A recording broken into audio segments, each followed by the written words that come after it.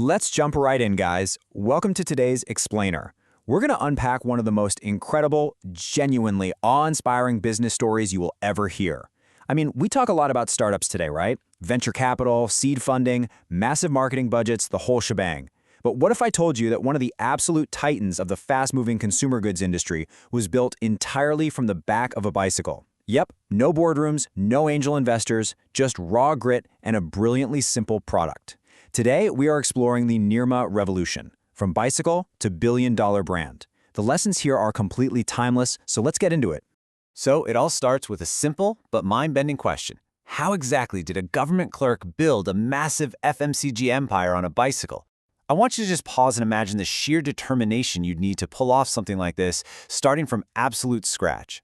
You know, this wasn't someone born into generational wealth. This was an everyday guy who looked at the world around him, saw a broken system, and basically decided to fix it using his own two hands, his intellect, and honestly, an exhausting amount of pedal power.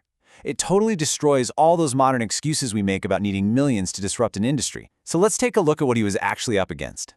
Section 1. The detergent market problem. You know, every great business story kicks off with a massive, glaring gap in the market. And to really understand this one, we have to travel back to 1969 in Gujarat, India. Consumer markets are just developing, and we meet an ordinary chemist and government employee named Karsanbhai Patel.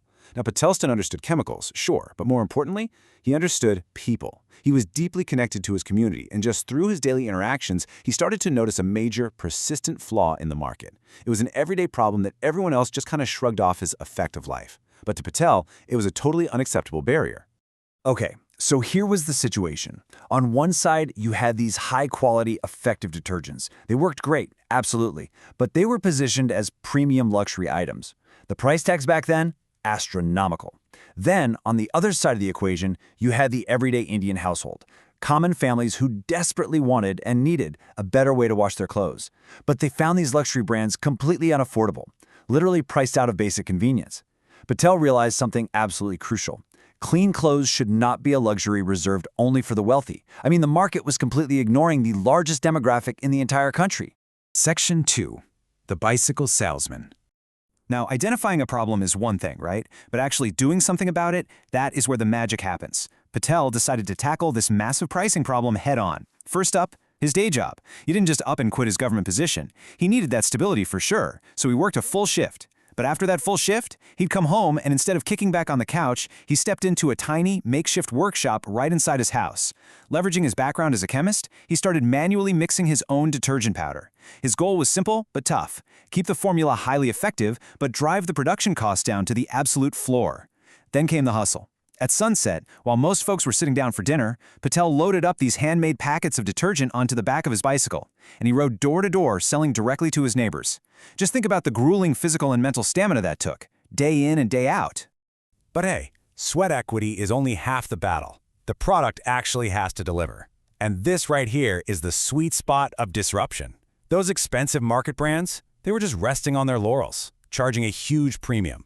But Patel's home mix solution, which he named Nirma, came in at a fraction of the cost. And get this, it didn't sacrifice performance. It actually gave them the superior quality, the rich lather, and the deep clean that common families desperately needed. Best of all, it was at a price they could finally afford without breaking their weekly budgets. It was a complete paradigm shift for the everyday consumer. Section 3. The brand explosion. See, when you genuinely solve a painful problem, you don't always need some massive multi-million-dollar ad campaign. First off, families absolutely loved the affordable price. That's what got their foot in the door. They were willing to take a chance on the bicycle salesman. But it was the high quality that kept them coming back for more. This wasn't just some cheap one-time gimmick. It worked. And because it worked so incredibly well, its popularity skyrocketed across neighborhoods. I mean, word of mouth spread like wildfire. One neighbor told another, who told their cousin, who told their friends. The sheer satisfaction of these smiling customers fueled Nirma's rapid growth from a tiny, one-man bicycle operation into an absolute household necessity. Literally, Patel couldn't pedal fast enough to keep up with the demand. And as the company scaled up to meet this insane grassroots demand, they introduced something that would cement their legacy forever: washing powder Nirma. If you grew up in India, you didn't just read that, you just sang it in your head, right? It's a legendary jingle that echoed in literally every single Indian home for decades. This brilliant, catchy, and now deeply nostalgic piece of marketing completely elevated the product. It went from being a cheap local alternative to one of the country's most beloved and recognizable brands.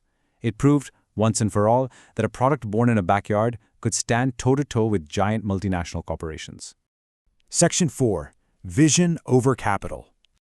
Looking at Karsanbhai Patel's journey, from that tiny home workshop all the way to massive automated factory production lines, it reveals the ultimate moral of the Nirma story. And it's this: you don't need big capital to start a big company. You need a big vision. So many people just freeze before they even start, They look at their bank account and say, well, I don't have the money to build my dream. Actually, scratch that. It's more like they think money is the only way to build it.